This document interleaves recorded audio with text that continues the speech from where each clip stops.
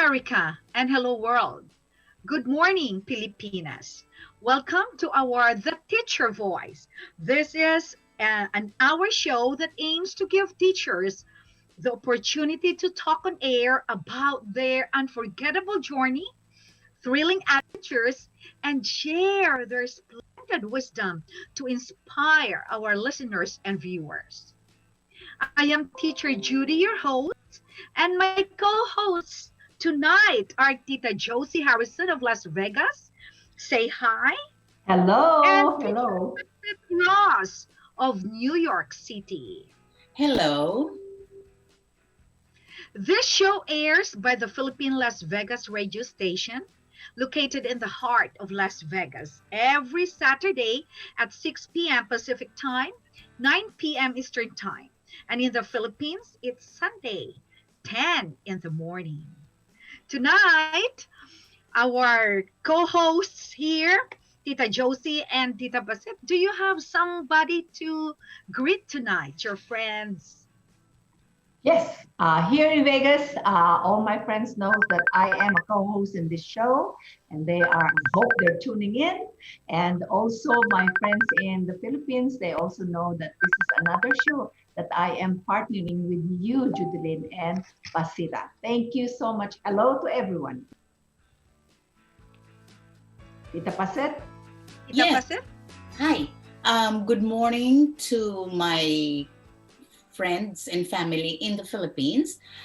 At dito sa US, wherever in the US and other parts of the world, kumusta po kayong lahat, teachers and non-teachers, fans of our program, The Teacher Voice. How are you?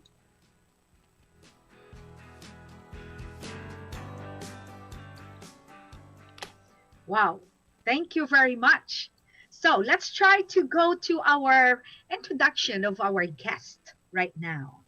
Okay, let me begin. Tita Basit? Okay, this lady who I am going to introduce this morning is somebody who could give me information and clarification as to this topic that I have very limited knowledge of.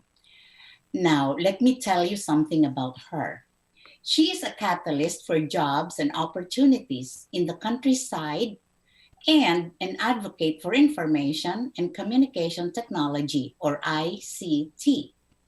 In 2016, she was named one of the outstanding women in the nation's service, or TOWNS, in the field of ICT. In 2008, she co-founded the National ICT Confederation of the Philippines, or NICP, an umbrella organization of all ICT councils composed of the academe, government, and business sectors in different cities and provinces in the Philippines. She also founded the Bacolod Negros Occidental Federation for ICT, or BNEFIT, which worked for the successful inclusion of Bacolod as one of the 6 centers of excellence in ICT business process management, and the Tholon's International Top 100 Cities in the World for ICT locations. Wow.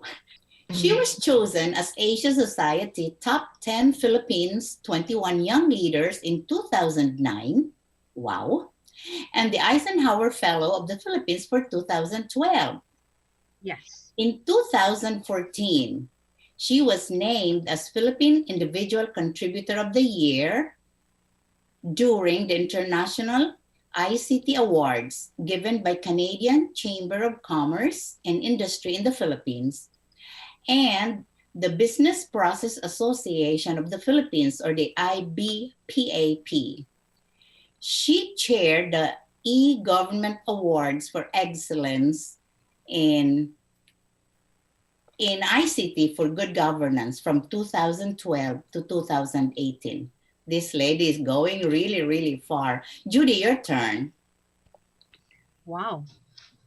So in 2014, she founded the Negros first cyber-centered technology business incubator for tech startups in Negros Occidental And in 2016, she founded the Philippine ICT Innovation Network, which seeks to create platforms for all ICT champions to collaborate on seeking solutions and strategies for the Philippines to thrive in the digital age.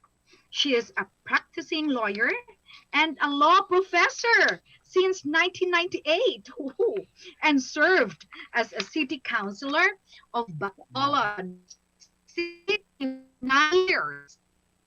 Currently, she serves as consultant for digital transformation at the office of Senator Sonny Angara. It is my honor to introduce to you our guest tonight and a good friend of mine, Attorney Jocelle Batapa-Sigue. Attorney, good morning there in Bacolod. Good morning, Teacher Judy. Good morning, Tita Pasit. Good morning, Tita Welcome. Josie. It Hello. is my pleasure to join you for your episode today. Good Welcome. morning there. Good morning. So, we're going to grill you, Attorney. Be That's ready. fine, Attorney. So this time, we, the defendants, we are going to grill you. Isn't that beautiful, Attorney? So ngayon, Yes, we will yes. act like an attorney.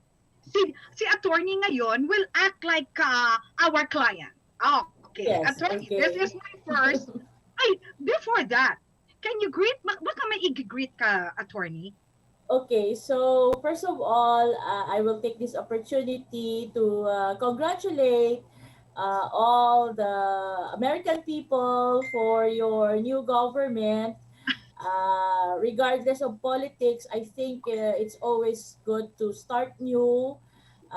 It's the new year, so new year, happy new year to all my friends in the US. I have a lot of friends in the US. As earlier introduced, in 2012, I spent 2 months in the US, going to around 12 states Wow. to interview and to meet distinguished people from different companies to learn about their practices. So I hope they can see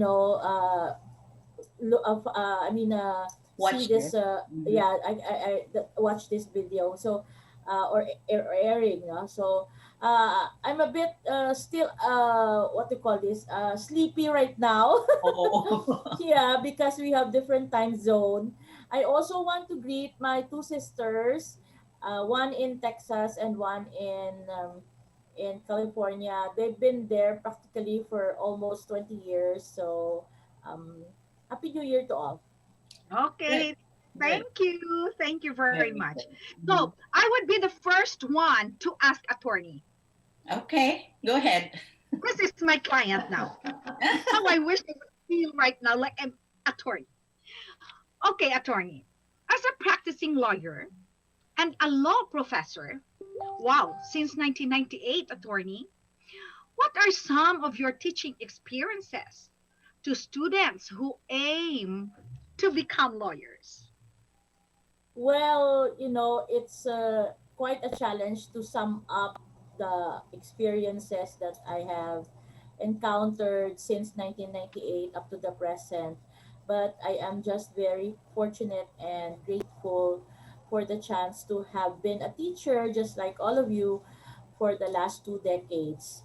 I think it's a very enriching profession, not really enriching in our pockets or to the Right. pockets, but it's more enriching to us as persons who would like to share our knowledge. Yeah. Wow. And you know, I think, just in summary, I think as a law professor, I am just very happy to have contributed to the growth and the development of my students towards becoming lawyers.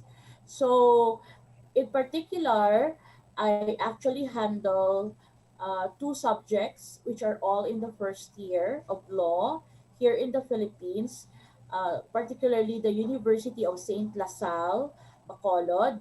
I am proud to be a pioneer graduate of the University of St. LaSalle when it opened it actually opened in 1993, and in 1997 we were the first batch to graduate from the law school. The law, of course, LaSalle is already, an institution in Bacolod more than 60 years ago, but the law school just opened in 1993.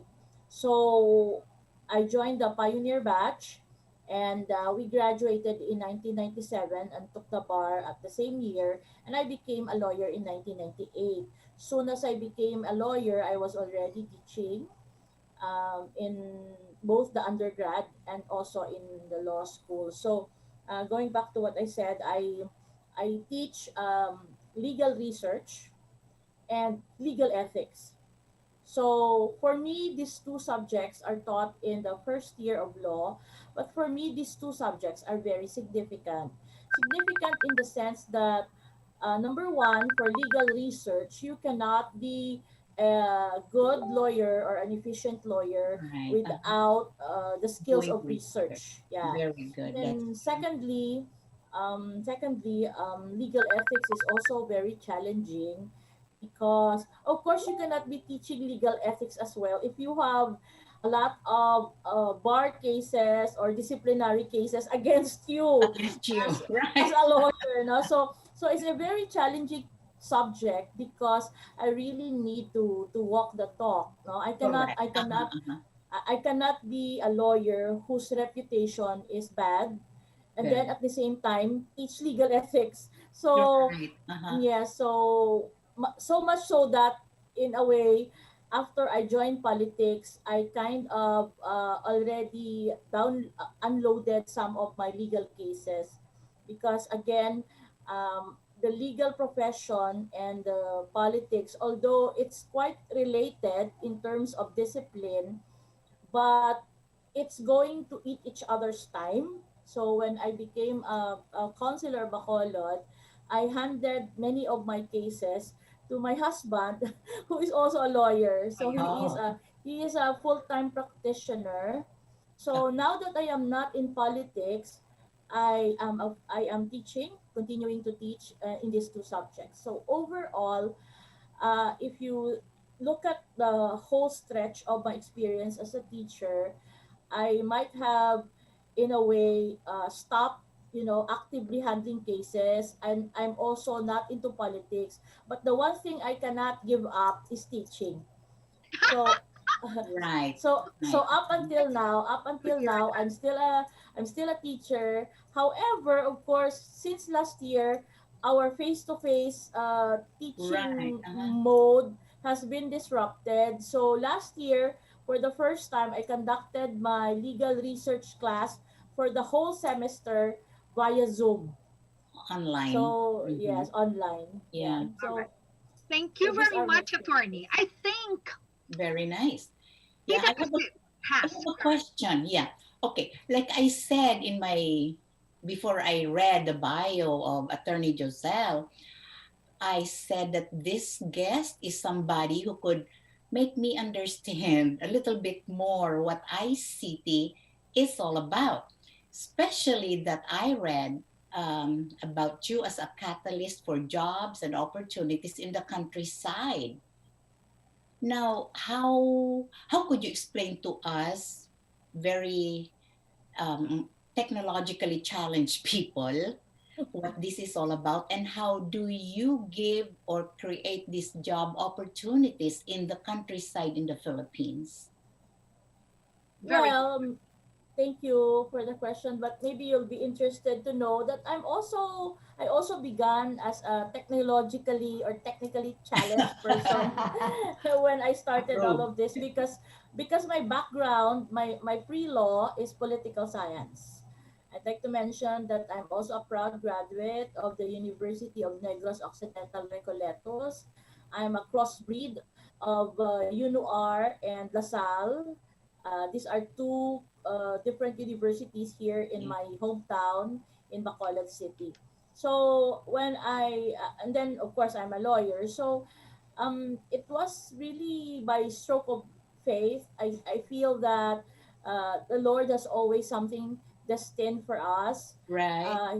He wants us to fulfill a mission. So When I became a counselor in 2004, that seems to be a very long time ago. So when I became a counselor for the first time in 2004, I ran as an independent candidate. Wow. So it's a given that in the political arena, if you're an independent candidate, you don't really have a lot of perks in Correct. so far, or leeway in so far as choosing your committee headship. So during our first session, I was just sitting there as member of the Sangguniang Panlunsod. Of course, I was very excited. It was my first time to serve my city. But I really, really wanted to have the committee on education. Because I was already a teacher at that time, Okay. I Uh-huh. was dreaming to become the chair of the committee on education of our city council. Okay. I also wanted to chair the committee on environment because I'm Uh-huh. also, even when I worked as a media reporter here in Bacolod before becoming a lawyer, I was already, advocating sustainable growth and environmental issues. Unfortunately, I was not given all those committees, and I had to wait until the end of the session to see what is left for me. And what was left for me is a committee on communications and energy. So the Committee on Communications and Energy, when I read the internal rules of our city council, it says there that I have to take care and oversee and look for or towards the development of postal services Mm. in our city, because communications in the past, and Bacolod is an old city already. We're Mm-hmm. turning 86 this year as a city. So it's really quite the traditional sense of communications. Uh-huh. So a Uh-huh. few months after that, Tita Pasit, a few months after that, I was invited by the University of St. Lasal, my own Uh-huh. alma mater, to Uh-huh. listen to one of the outstanding at the time figures until now, figures in the IT industry. His name is David Lee Chu of Lee Chu and Associates. Okay. His firm is actually responsible for bringing jobs, bringing clients to different parts of the country as a real estate consultant. Uh-huh. So when I was listening to David Lee Chu in 2004, he mentioned about ICT. He explained about technology, communications, how it bridges clients and customers through the internet, through Right. communications. Right. Right. Uh-huh. And what he said really struck me. He said that if you harness this industry in your Correct. city, you would be able to create thousands of Of jobs. jobs. Uh-huh. Yes. So that was the first time I learned about ICT. That's Correct. And yes, and I learned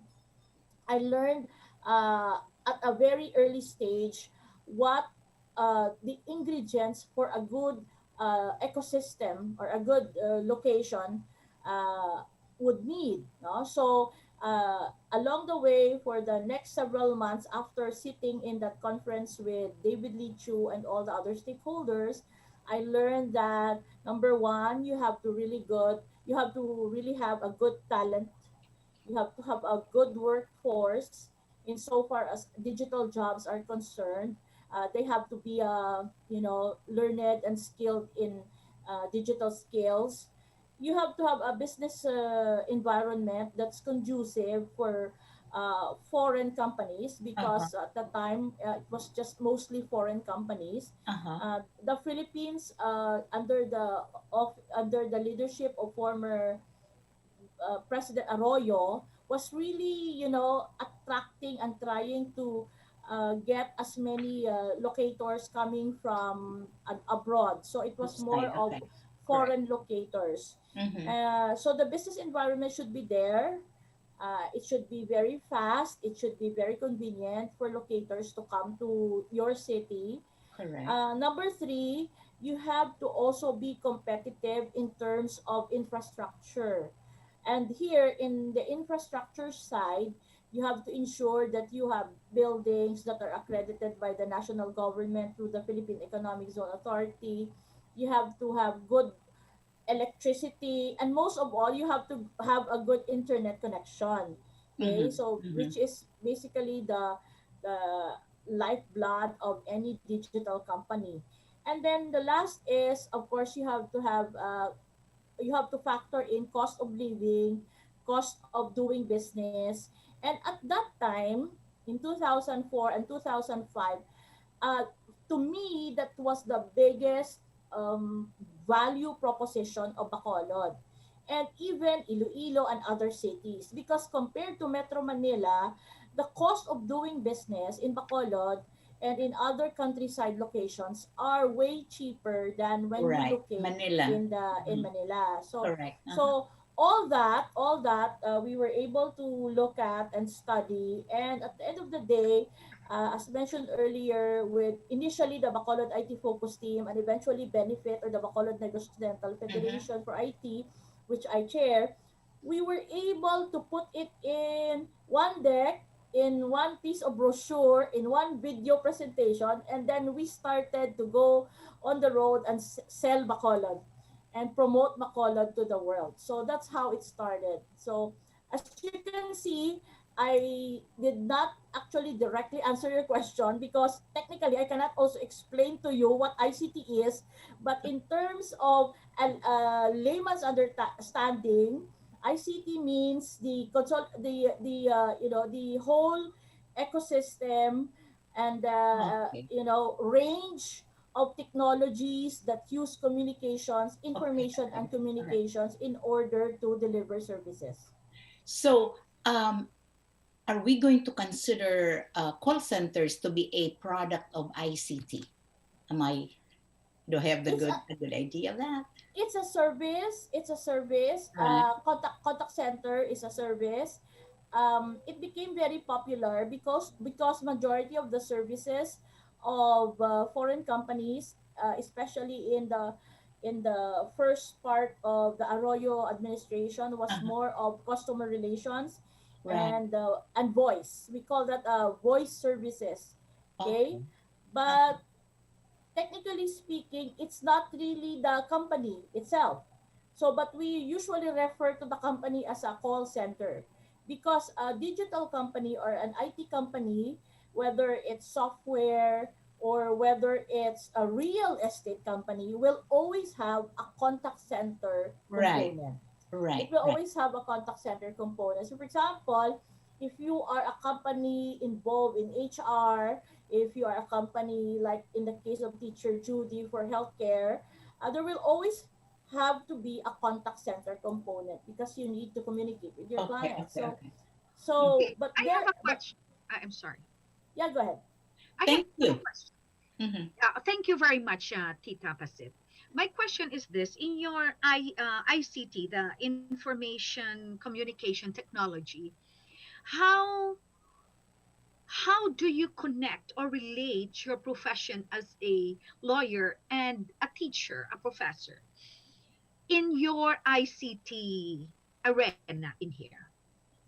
Well, that's a very interesting question. It leads me to try to look inwards and understand how my legal profession has helped me to become an ICT advocate.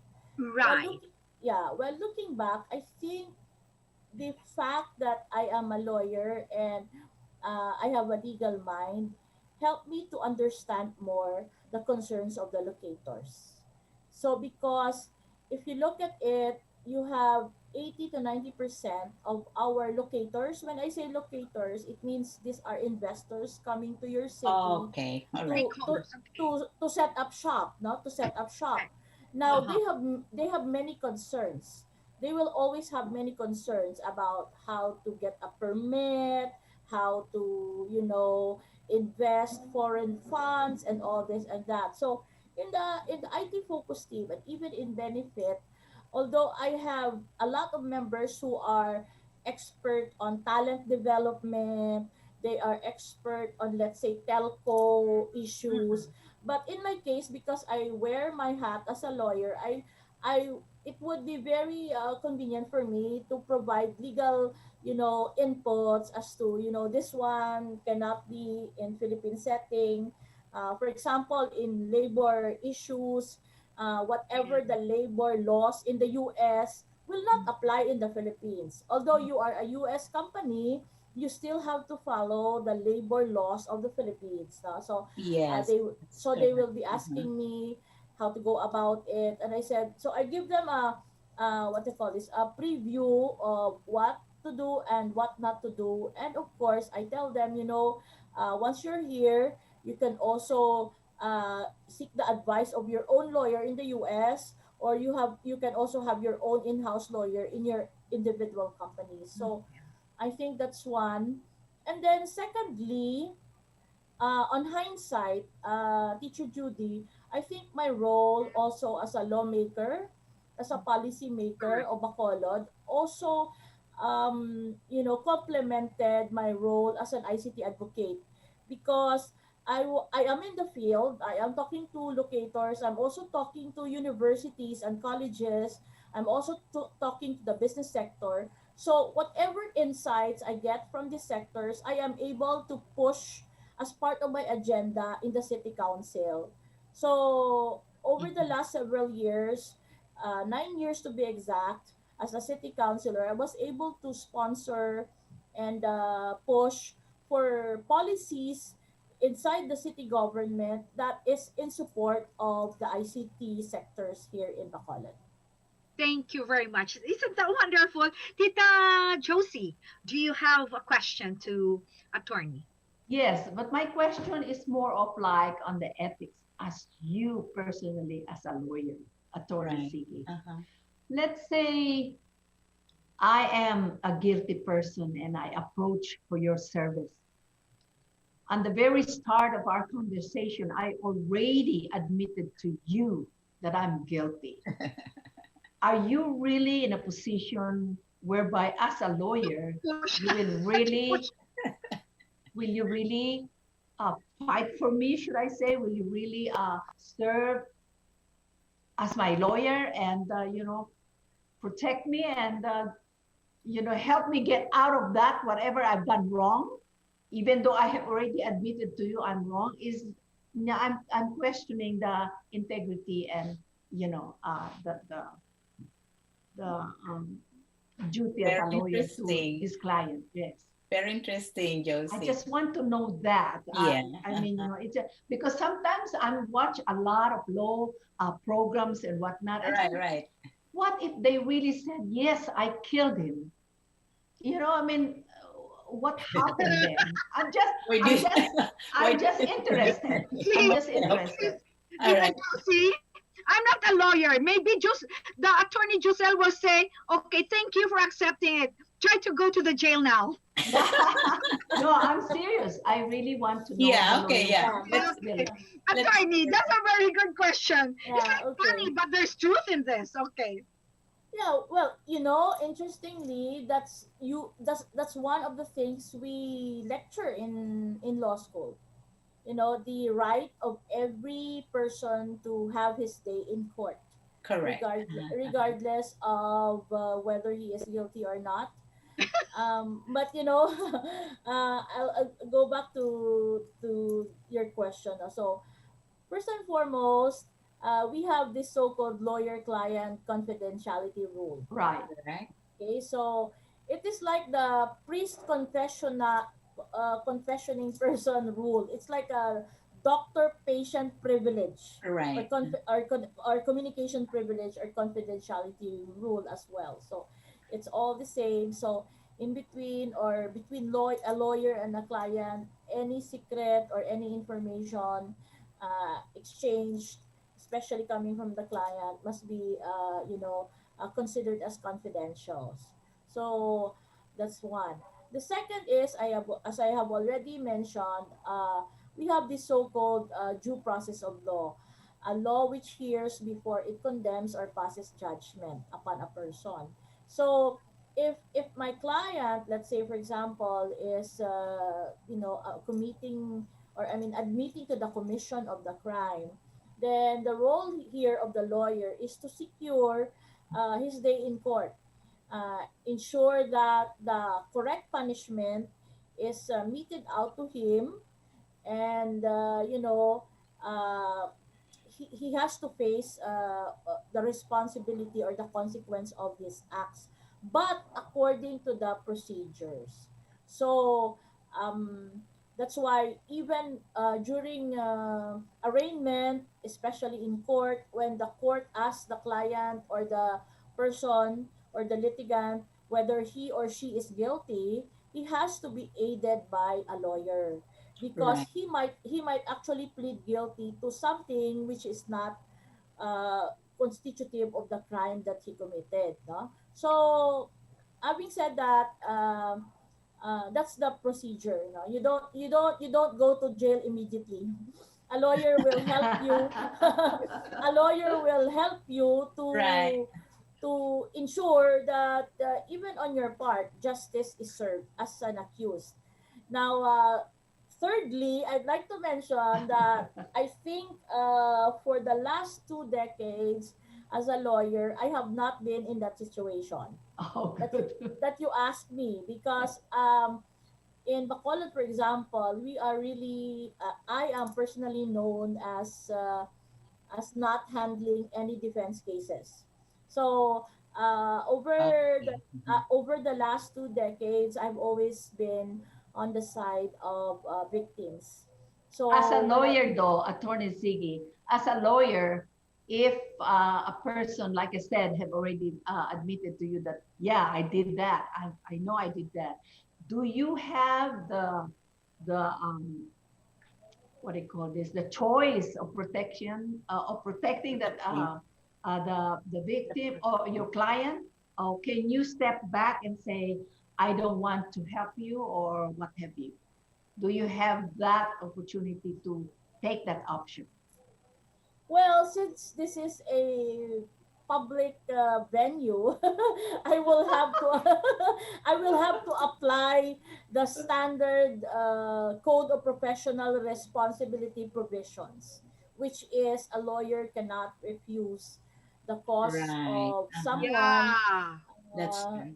especially if he or she is oppressed or is unable to, secure the help of a lawyer.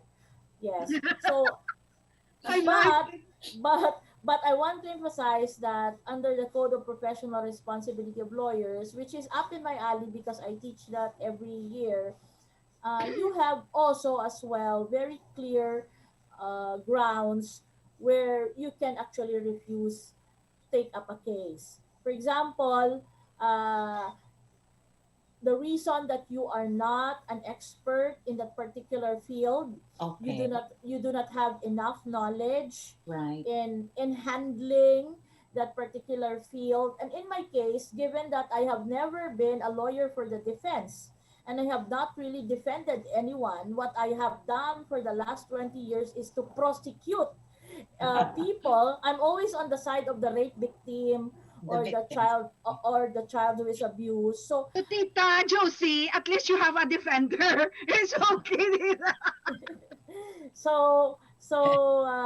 for example, if someone is, um, accepting or admitting to the commission of the crime of rape, we would suggest that he goes to the public attorney's office, because that is the role as well. So, and then secondly, you also have conflict of interests. Okay, Correct. so Uh-huh.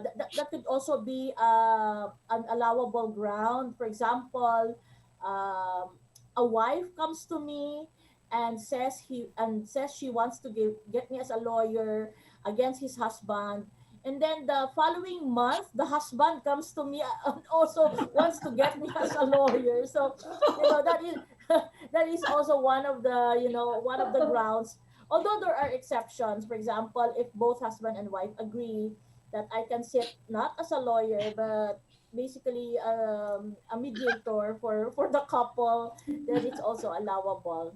So, and That's then funny. there are actually ways to avoid. I don't want to use the word avoid, but to decline, Correct. to accept, no, Right. to not accept a cause or a case, for as long as it's not because I don't like your face. I am not. I don't like your. I don't like your religion, or I do not want to help you because you are a homosexual. So these things, these are subjective, Correct. and normally we as lawyers, we are duty bound to accept every case for as long as there is no reason not to accept it. So thank you, Attorney Jocelle. One I thing have in here. I have another one on a positive light. I have a Okay. question. All right. Yes. Okay. Go on. In the piece of the biosketch that I read, there is this fact which said Bacolod is included as one of the 6 centers of excellence in ICT business process management, and also one of the top 100 cities in the world for ICT locations. Can you please tell us how Bacolod gets qualified to be called one of the 6 centers of excellence and top 100 cities in the world? Okay. Thank you, Tita Paset. I think this is a good question. Because this is a continuation of my story earlier. Okay. Where the ICT committee in the city council just landed in my lap now, without me choosing it, but because there's no more committee left except committee for women and that ICT committee, so it fell on my lap. You got the So leftover. yeah. So, but then again, I felt that it was what the Lord wants me to have, Correct. What you're right. it really helped me, also create jobs for my city. So, Uh, anyways, in 2004, what really challenged me was what I was reading in the news. You see, I am a person who really believes that everything connects. Whatever is happening in the US, in China, will always have an impact in the in the Philippines Philippines. or Yeah. in Bacolod. So I have to say that my vista as a leader is very wide. When I Uh-huh. want to do something for Bacolod, I do not really read, local newspapers only. I also read national newspapers, even global newspapers. And people felt that I was ambitious because I was thinking maybe we can invite companies from the US, and people at that time were telling me, why would a US company go to Bacolod? I mean, they would rather go to Manila. And so I said, no, I think we should target things that are very, high, so that even if we land, even if we fall short, it's still going to be a good achievement. So in 2004, the Philippines launched its Philippine Cyber Corridor cities. These are cities that are very competitive in the when you talk of attracting and generating jobs in the ICT space, such as contact centers, software development, healthcare management, and all the other strains of ICT enabled jobs in the world. So when I read that newspaper article, I saw there the name of Iloilo, of Cebu, of But no Pampanga, Bacolod. Clark. But I said, why is there no Bacolod? And Right. the people were saying, of course there's no Bacolod, because no one really knows whether Bacolod is Mm. capable of hosting Right. digital Uh-huh. jobs. So that's how it started. Okay. Uh, the major steps I took, aside from other things, was to invite the Commission on ICT, or the Commission on Information and Communications Technology, which is at the time under the office of the president. Uh-huh. And they were so kind to go to Bacolod, even if we were not really in the list, and they did a scorecarding for us. So the CICT conducted a scorecarding session with us. Uh, as I mentioned, the parameters earlier, you have workforce, you have business environment, you have Right, right. Uh-huh. infrastructure, Correct. Uh-huh. and lo and behold, in 2005, we were just so surprised that we actually hit around 95% score You have in the those. Yeah. we Mm-hmm. have those, except Right. for, I think I still remember to this day, I think what they pointed out was the number of, power outages or brownouts. Okay. Right. Mm-mm. Uh-huh. So, but aside from that, Bacolod was really ripe for digital jobs even Right. in Uh-huh. 2005. Okay. It was just a matter of marketing it. The next thing I did actually was to go to Cebu, because I was very interested about how Cebu was able To do it. Correct. to do it and to Right. funnel digital jobs from Manila going to Cebu. And I was sitting until today. I still remember. I was sitting with the management of Asia Town IT Park or Cebu Information Technology Park, which actually hosts today around 60 to 80,000 jobs in Cebu alone. That park is That's really big. Uh-huh. huge. That's big. So when I was sitting with the manager of that company, uh, of course, just like you, I also asked what is the secret of Cebu, and the guy said, um, "Counselor, attorney, you have to listen to me, and I will tell you the secret." Uh-huh. And he said to me, "You prepare your pen and paper because I will tell you a secret." Ah. Yeah, and you know what he said? Number one, marketing. Number two, marketing. Marketing. Number Okay. Yeah. three, number Marketing. three, marketing. Yes.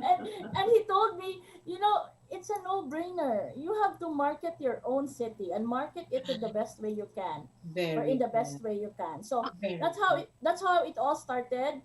So in 2009, we became number 5 of the top Wow. 10.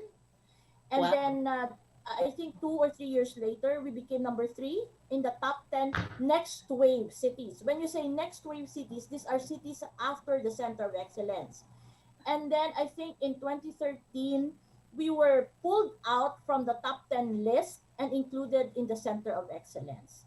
Wow. So Very today, yeah, so today as we speak, we have, I think, 6 centers of excellence in the Philippines. Philippines. First Wow.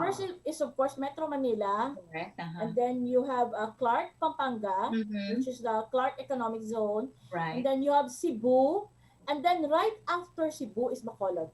Wow. Okay, and then Congratulations. yes, and then 2 years later, I think 2016, the CICT or the Department of ICT added Iloilo and Davao.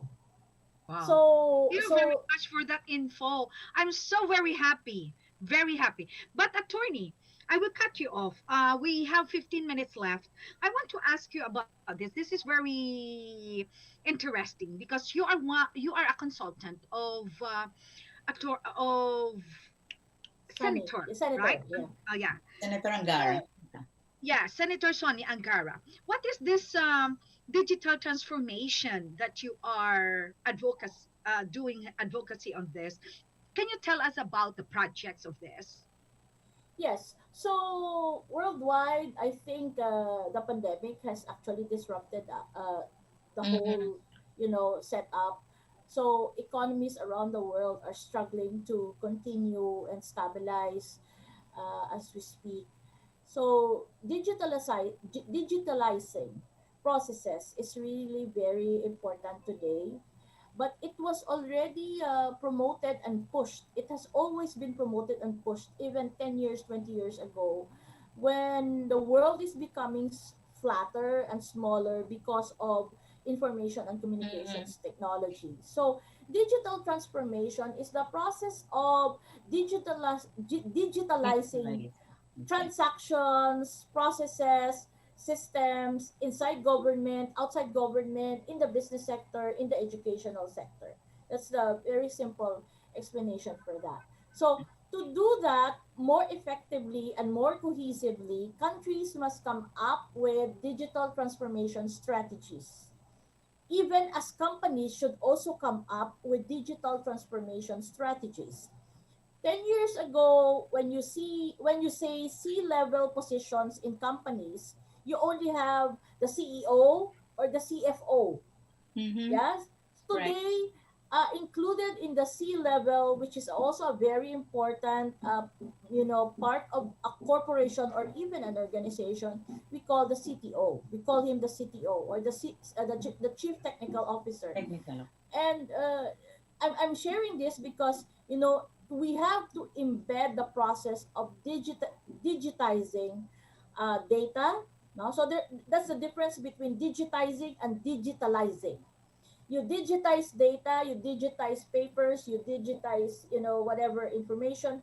But when you digitalize the whole process, you call that digitalization. Mhm. And the whole process of digitalization leads to digital transformation. That's So last September of 2019, or last year, I was very fortunate to have been tapped by Senator Sonny Angara of the Republic of the Philippines to help him and collaborate with him in coming up with national policies that will aid and hasten the digital transformation of the Philippines. So, to date, we already have several pieces of legislation filed in the Senate. One is the overall digital transformation bill of the Philippines, which includes a digital competency framework for all citizens. Our goal is to be able to assign to you a level, whether you are a truck driver or a teacher. You have to know if you are level 1 or level 2 or level 3 in terms of digital skills, because we need to calibrate all the digital skills of our citizens to know how to plan out the whole economy. So we also have the ICT framework for teachers. It's also embodied in our bill. No? Even if you are a math teacher, you should be able to know how to use digital technologies to teach math, even if you're not an IT teacher, because digitalization should be across all subjects. Okay, and then it also contains digital jobs, provision for digital jobs. We also have the digital careers and workforce bill, which is now in the Senate. And then lately, I'm happy to share with you that Senator Sani has filed one of the bills we have collaborated on, which is to incentivize the creation of science and technology parks. Because when I was in my Eisenhower fellowships in the US, I was really very fortunate to have visited Silicon Valley, and it really inspired me. And I was thinking, why not dream about it? Of course, it's a very lofty dream to have a Silicon Valley in the Philippines, but we Mm-hmm. can have small Silicon That's, Valleys yeah, in right. different parts of the country. And then finally, the latest bill, Teacher Judy, that we have submitted just December of last year, is the institutionalization of an ICT office and an Okay. ICT officer in every city, which will now require the amendment of the local government code, because every city under the local government code, Tita Josie, needs to have a city veterinarian, city Right, agriculturist, right, right, right. city cooperative officer, but Uh-huh. not a but city that ICT okay, officer. great, Okay. So great. Okay. we wanna institutionalize it. So all of these Right. are pending in the Senate, and we just hope that things will be faster and it will be passed into law. Thank you very much. We have 10 minutes left, and I think last question, attorney. What are some encouraging words that you want to share to our students who want to study law and who wants to explore this digital information and communication technology? Okay, so thank you, Teacher Judy, again for this opportunity to share with you my advocacies and my thoughts. I've also been reflecting on these two things. How did I land in this situation where I am both a lawyer and an ICT advocate? And I realized that there are a lot of common things or similarities between law and ICT. And the common thing is that these two fields of discipline is really cross-cutting.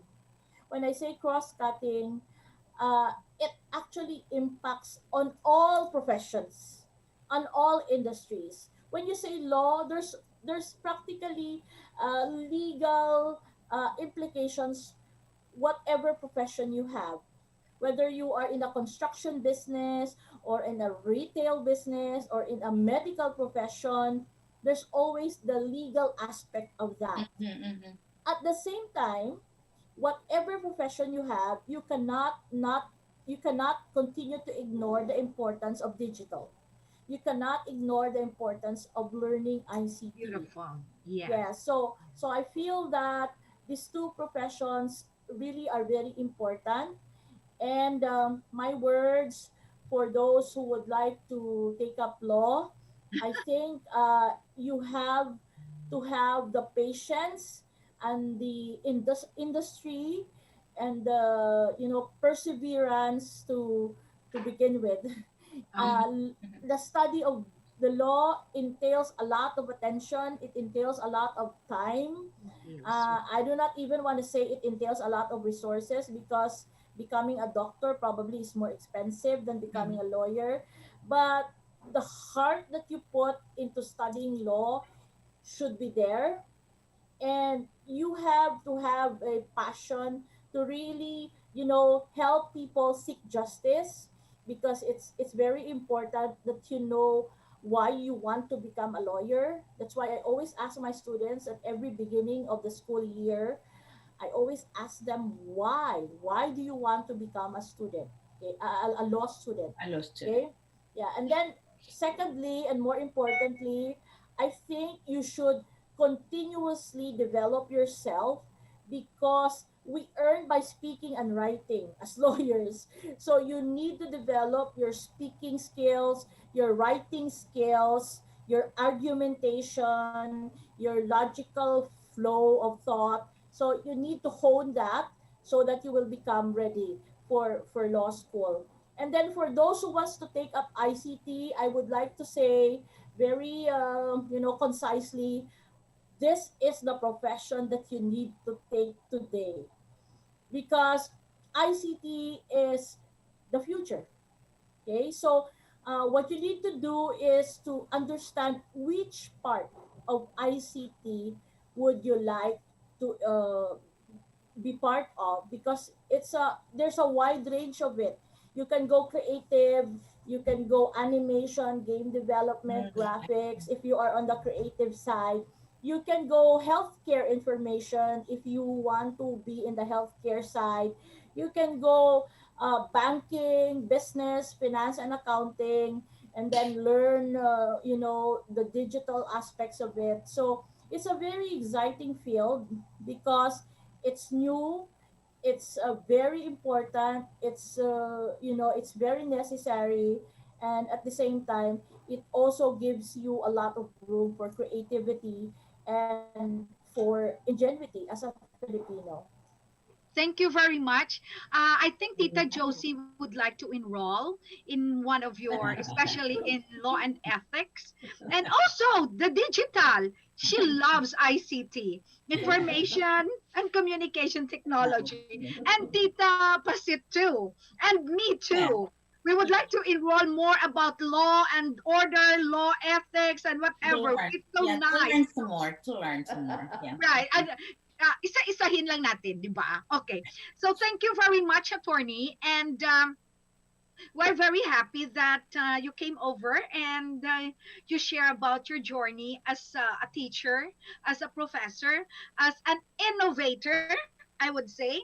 And also thank you for the opportunity that you have given to me also to go back to the country, to Bacolod City, and put up this healthcare information. And this is Attorney Jocelle Batapa, just to introduce to the listeners that we have there the health information technology in there in Bacolod City, which she was the one who encouraged me to join with her Oh, advocacy. That okay. is why we have it there in Western Visayas. I think Bacolod City is on the top when it comes to healthcare industry. Yeah. And So in thank you short, for that opportunity, attorney. And till yes. now, we are progressing to have more trainings over there. And because of her, we are producing also, we build jobs in there as her master and specialty. So Thank in you short, very much, attorney Tita Paset yeah. and Tita Josie. Thank you very Thank you. much. Thank you, Bye. attorney. What a good Bye-bye now. interview. Bye. Bye. Thank you Bye. so much, Thank Dr. you. Thank you Attorney also. Sige. Thank you also for choosing Bacolod, Teacher Judy. Thank you for this opportunity. Good morning.